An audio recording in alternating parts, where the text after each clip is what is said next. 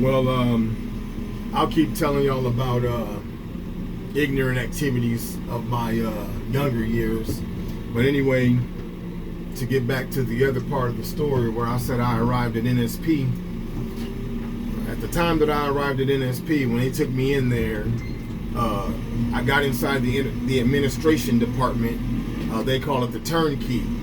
So I got inside of the turnkey, and the first inmate that I saw was this death row inmate that I had seen over the course of years of my life, in my younger years, watching the news periodically. He would come across the news screen because he would have an execution that was scheduled, and then the governor would grant him a reprieve and things like that or whatever. And so that was the first inmate that I saw. When I walked in there, he was behind some glass. He was in a room that they used for attorney visits, and he had on a belly chain, shackles, and cuffs. And so when I looked, right when the door opened up and they let me into that area, when I walked in, our eyes locked, and we're just looking at each other. And I waved at him with a fist, like, man, be strong. Like, man, this is this dude that's on death row. I just waved at him with a fist, and he waved back at me like that, because his hands were shackled together, his wrists were shackled together. So anyway, in my mind, I thought this is gonna be a bad experience, because the first person that I seen coming in here was this death row inmate. So anyway, they let me in after I get processed, and I get sent to Unit 1, and I get assigned the cell. I put my bedroll up on the bed, opened up my fishnet bag, and I grabbed my padlock out of there, and I put my padlock over my finger with the combination part inside my, facing my palm, and I put my gloves on, and I left my jacket on, and I left, and I went outside, and I started walking the compound, and I just had my hands in my pocket, and I'm just my hands in my pockets, and I'm just waiting for somebody to come and try to, try me or be a predator or just whatever they may have aims about trying to try me on that nonsense. And so I'm waiting. I'm about to give a very fine demonstration for the first person that's trying to be on that nonsense with me. So I'm waiting. So I walked the whole yard. I noticed that wasn't nobody doing nothing but like saying what's up to me. They was just nodding their head and hitting me with a peace sign. I'm thinking, man, this is strange. This ain't what I was expecting.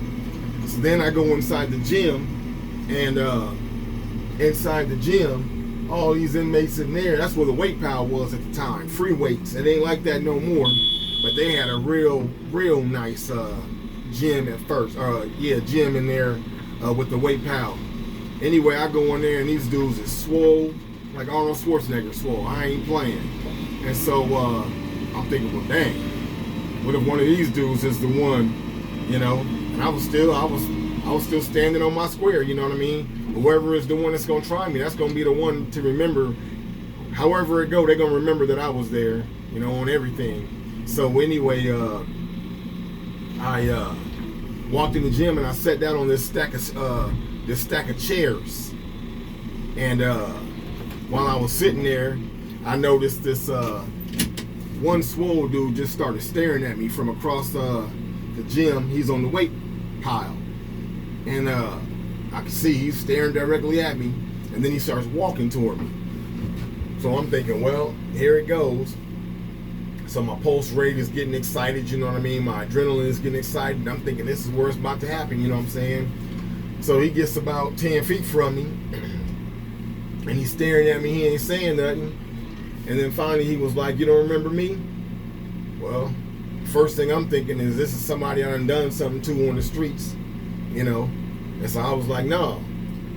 So he was like, you don't remember me? And he started smiling. And he had this beard. And so when he started smiling, I kind of recognized his smile, but I still couldn't put a finger on it. And it was my homeboy Marquise. We used to go to school together. We was childhood friends together. So I got all excited. So he tried to come and shake my hand and give me a hug, and he seen I had to take off his glove and his padlock, and he was like, what's all this? And I told him, you know what I mean, I was finna, make an example of somebody who's trying to make an example out of me. So anyway, You know, that was the first day on the yard, and then he took me around to other locations that I somehow overlooked, and I ran into a whole bunch of people that I grew up with. So anyway, and he and I are friends on Facebook today. I'm not gonna give his Facebook name because I ain't finna be putting his business out there like that. But there's a whole lot more to go to all these stories. I gotta just fill y'all in little by little.